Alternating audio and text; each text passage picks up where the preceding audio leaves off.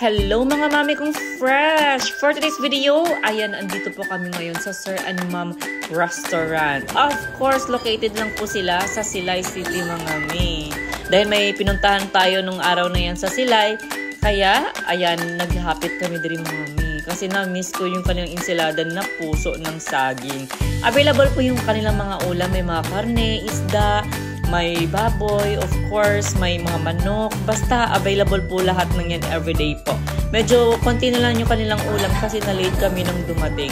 Kasi nga may pinuntahan kami bago kami nag-lunch. So ayan na nga mga mi, may fully air-conditioned room din sila. At saka pwede din po sa labas, depende sa bed nyo.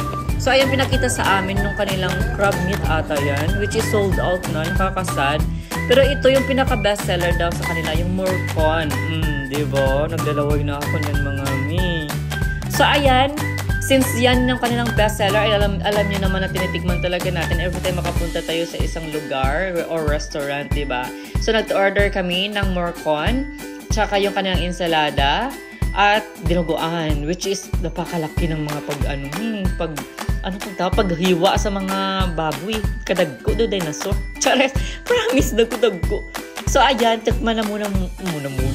Tikman na muna po natin ang kanilang bestseller na Morcon mga mi. Actually, ewan ko ba kung nakatilaw na kong Morcon sa una, pero ambot, let's try.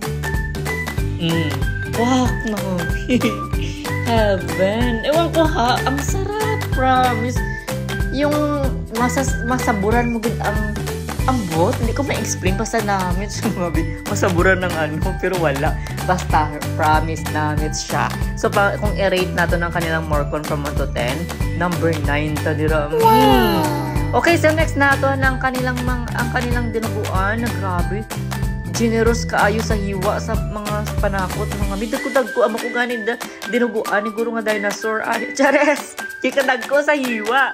Pero perfect pagdapot sa sabor. Perfect siya. Pasok na pasok din sa akin.